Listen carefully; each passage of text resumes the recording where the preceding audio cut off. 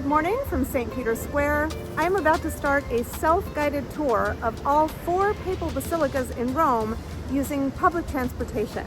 I'm going to be showing you how I organize this, how I get between each of these basilicas using public transportation, how long it takes, and how you can plan your itinerary when you visit. There are in fact only 4 papal basilicas in the world, and all of them are here in Rome, although technically St. Peter's Basilica is not in Rome, it's in Vatican City. First of all, what exactly is a papal basilica? These 4 basilicas are under the direct jurisdiction of the Vatican. In fact, anytime you set foot inside of one of these basilicas, you're standing on Vatican territory, even though these churches are spread across the city of Rome. We have many basilicas in Rome, but only 4 of them are designated as papal basilicas. They are also referred to as major basilicas, and in the past they were referred to as patriarchal basilicas. Historically, these churches were symbolically assigned one of the ancient patriarchates: Constantinople, Antioch, Alexandria, and Jerusalem. In 2016, Pope Benedict XVI phased out the term patriarchal basilicas and officially changed their designation to papal basilicas or major basilicas. The 4 papal basilicas are St. Peter's, San Pietro, St. Mary Major, Santa Maria Maggiore, St. Paul outside the walls, San Paolo fuori le mura, and St. John in Lateran, San Giovanni in Laterano. Each of these basilicas offers so much to see inside. I'll touch on a couple of the important things to see inside of each one, but the purpose of today's video is to show you how to visit all of them using public transportation.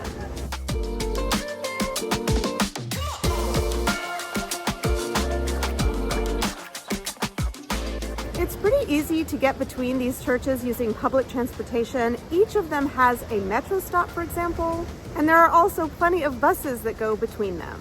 If you would prefer a guided tour, as somebody to take you around all of these basilicas, either on foot or using some other means of transportation, I'm linking to some of those options in the description below.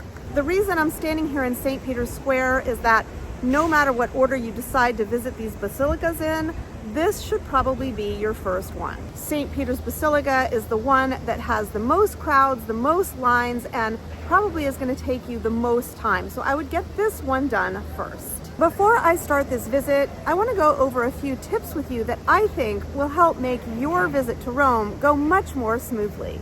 Before you leave home, make sure you have a data plan for your smartphone or device. One option is to check with your current phone plan and see if you can use their international roaming with fees that are not too exorbitant. Another option is to get an eSIM, such as with Holofly or Airalo. I've got a link to one of these in the description below. Another option is to get a temporary European SIM that you can pop in your phone while you're here, and then you just toss it when you go home. No matter what, it is important to have a data plan. Don't count on there being Wi-Fi everywhere you go. In my opinion, the biggest reason for wanting a data plan and having a reliable data plan is so that you can use an app like Google Maps to figure out how to get where you want to go. With Google Maps, you can easily figure out walking directions between 2 points, but it is also connected to Rome's public transportation company, ATAC. Now, besides Google Maps, another app you can use, which is something a lot of us here in Rome use, which is the Move It app. The Move It app is more specifically about public transportation here in Rome. So once you know how to get between point A and point B in Rome, how do you use public transportation? Well, obviously you need a ticket. Depending on your situation, you could buy a day pass, a 2 or 3 day pass, or a week pass. Each of these passes gives you unlimited use of the 3 modes of transportation in Rome: the bus, the tram, and the metro, during the time period that you purchased. As for tickets, you have 3 options. Probably the easiest is to buy physical tickets. You can get these tickets at newspaper kiosks, usually at tobacco shops, and often at machines that you'll find inside of metro stations. Next, you can use Tap and Go, for which you need a credit card or even your payment system on your smartphone. Finally, you could use an app like Moonigo. I use the app to purchase a few tickets in advance, and then I have them ready for when I want to ride the bus or metro. No matter which method you use, there is nothing more important than this. When you use any form of public transportation in Rome, you must validate your ticket. With the metro, it's pretty difficult not to validate your ticket because you have to go through a turnstile in order to use the metro. But with the tram and bus, you can easily get on and not validate your ticket, but you are risking a huge fine. Guys, I use public transportation a lot in Rome. And I would say that maybe half the time when I'm riding the bus, I see these vigili, which are the transportation police. They're not really police per se, but they are the officials that will check to make sure that you have a valid ticket.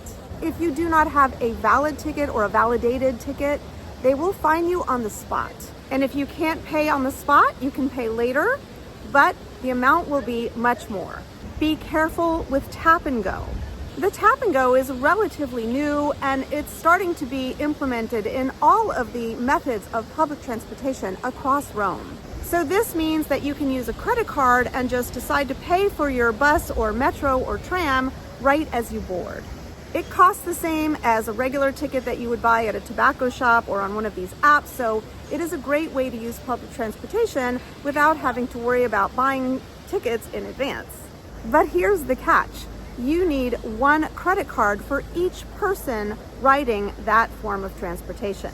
So if there are 3 of you getting on the bus, each person needs to use a different credit card.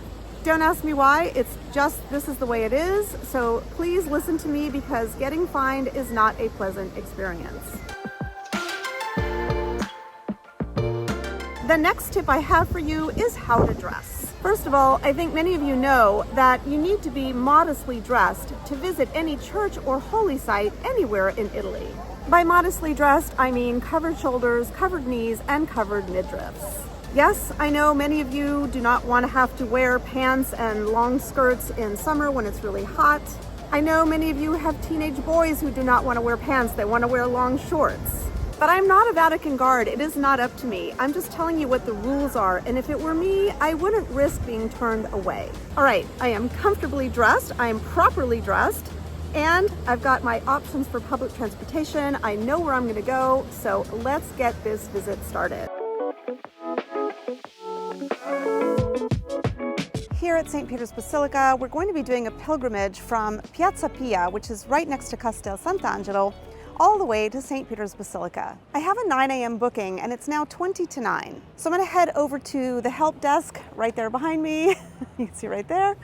And I'm going to register, and then I'm going to have to wait until they can group me with another group because I'm alone and you need a minimum of 10 people to do this walk. So I booked a visit for the Holy Door for 9 a.m., but that's actually the time that I need to meet here, and we'll probably be going through the Holy Door sometime closer to 9:30. But I'm going to be sharing this experience with you and the timings as I go. So you can judge how you can time it when you visit, if you want to visit all 4 of the Papal Basilicas in the same day using public transportation. So let's head over there for my 9 a.m. appointment.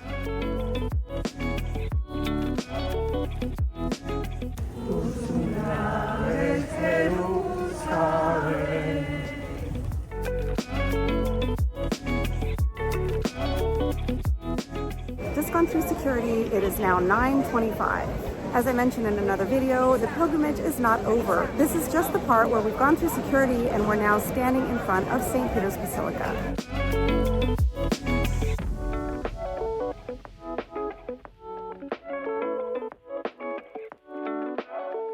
It's 9:35, we've gone through the Holy Door, and the last step of this pilgrimage is to go over to the tomb of St. Peter.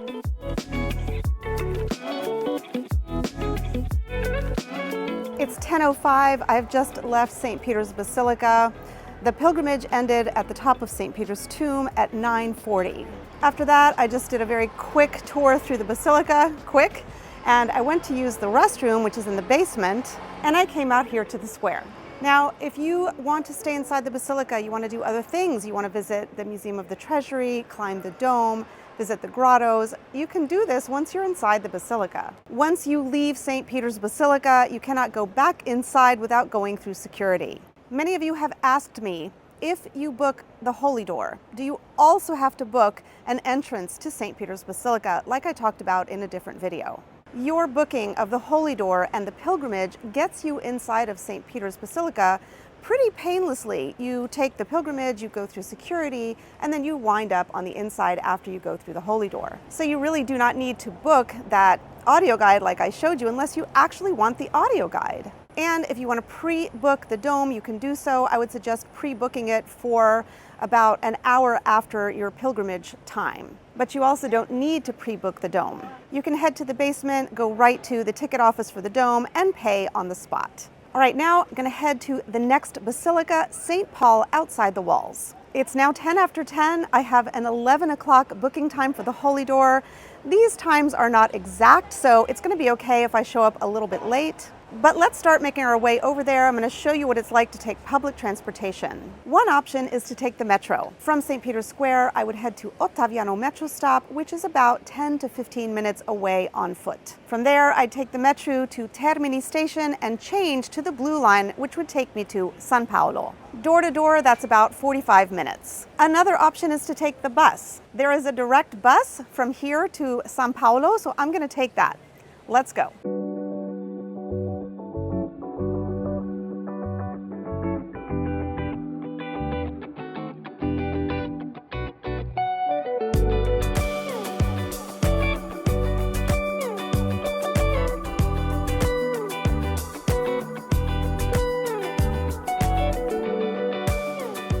One thing I like about taking the bus here is that you can see the basilica as soon as you get off the bus, so it's hard to get lost. Guys, this basilica is really huge, so if you're not sure where to go, just follow the crowds, ask someone. So my Holy Door booking is for 11. Just got off the bus and it's 11:10, so I'm a little late, but this really doesn't matter too much.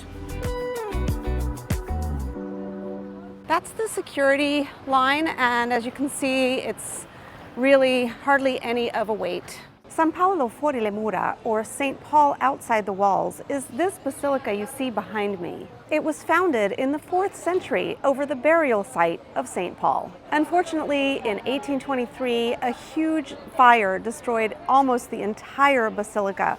So what you see today is a modern reconstruction. We can see some things from the old basilica that were saved, such as some of the mosaics in the apse, but again, so much of what you see today is a reconstruction. As with all of these basilicas, it's completely free to enter. All right, it is 11:17, so I'm a little bit late for my 11 o'clock appointment for the Holy Door here, and that's gonna make me a little bit late for my other Holy Doors, so let's get going.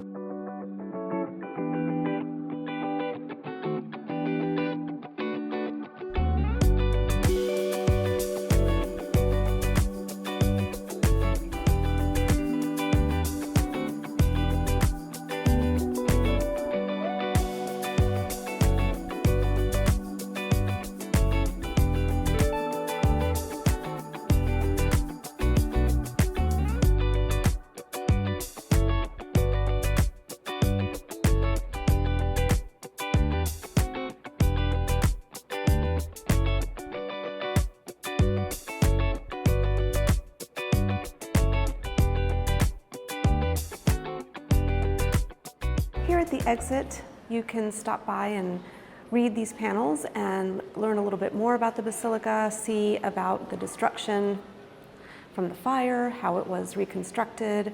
Here is some information about the tomb of St. Paul. So there's a lot to read here at the exit if you have time.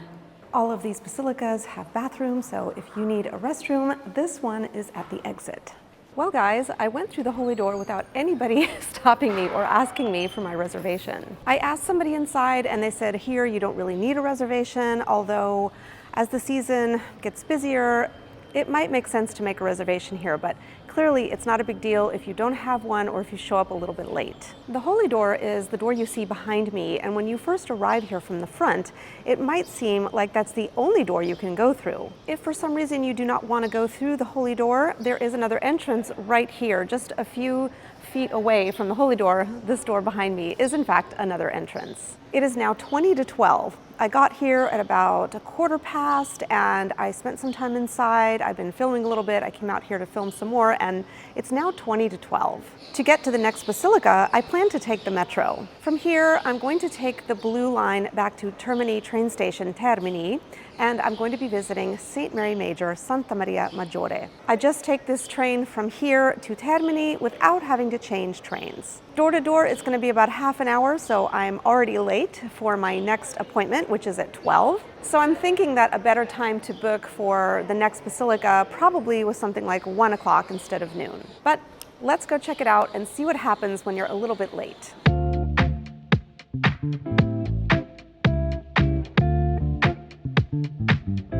It might seem like the metro is sort of not easy to find from the basilica, but actually it's pretty easy.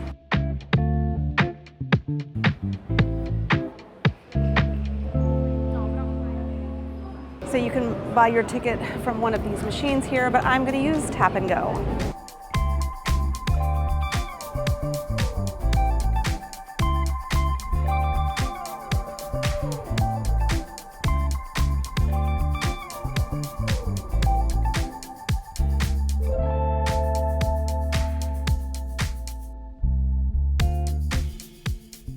So I just came out of Termini train station, got here on the blue line metro from the Basilica di San Paolo. It's about a 10-minute metro ride. It is now exactly 12:30, so I'm half hour late for my Holy Door appointment here at Santa Maria Maggiore. Let's go see what happens.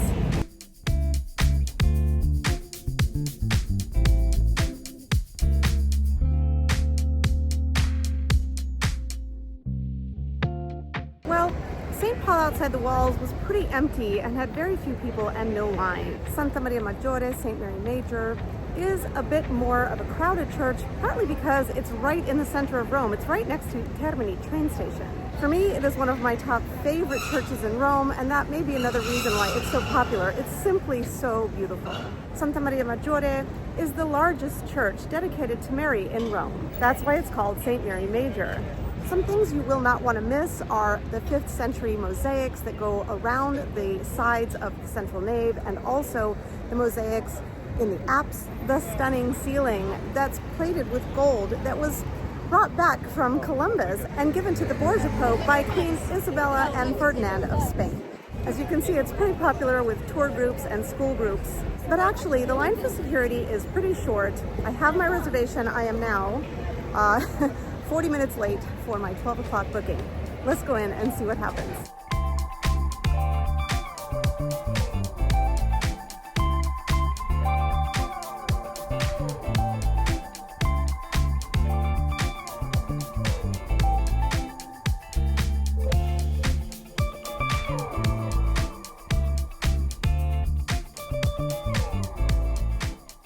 All right, it is 5 to 1. I went through the Holy Door. My reservation wasn't looked at, it wasn't requested.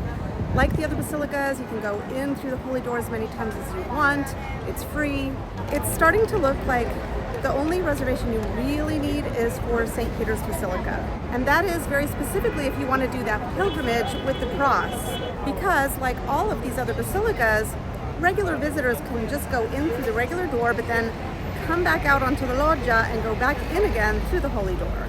Basically, I think that the idea is that the Holy Door is for everyone. And I think the reason they're creating this booking system, partly to make you feel like you have a schedule to follow. Perhaps in really high season when it's really busy and you can show that you have a reservation, you'll be able to jump ahead if there is a huge group ahead of you. But maybe not, because maybe they've booked as well.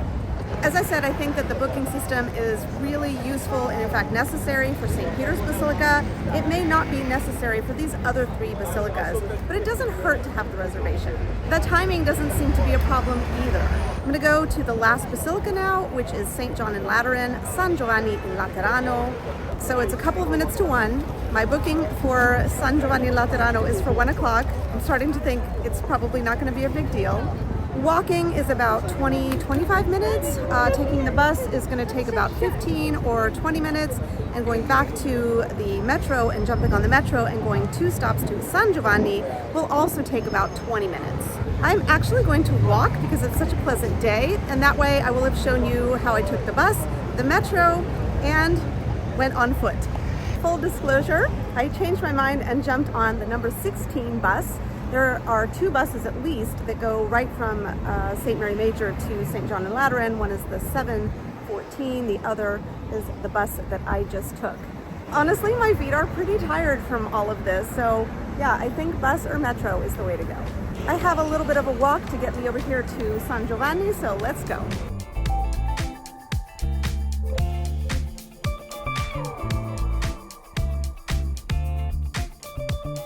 Well, there is a bit of a line.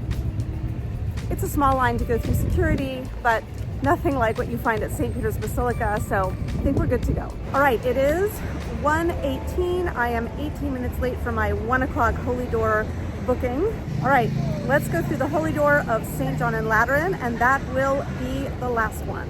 I have a feeling that nobody is gonna ask to see my booking. Let's go find out.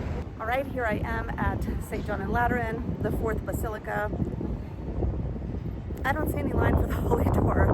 I don't think that they're gonna ask to see my booking.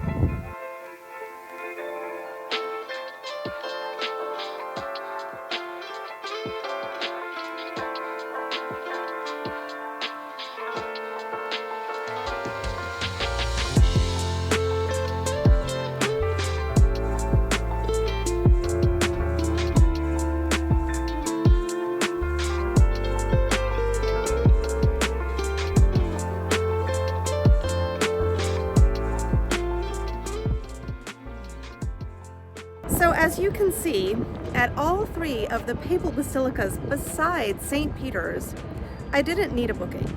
All right, that's it, I've done it. I've gone through all 4 Holy Doors. It is now 1:30. I started my day in Piazza Pia at about 8:30. It's now 1:30. I haven't had any eating breaks. It's mostly been just a couple of quick breaks to use the restroom and grab some water. I didn't spend a lot of time in each of these basilicas, so if that's something you want to do, you should build a little bit more time into your plan.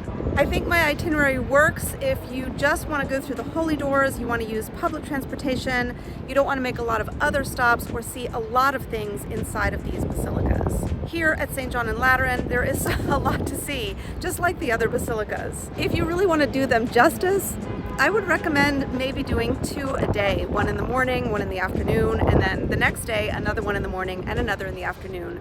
So you can really see all there is to offer at these beautiful churches. As always, drop me a line in the comments below if you have questions. I'll do my best to answer them. And if you want to see how to book your visit to St. Peter's Basilica, don't miss my video right here.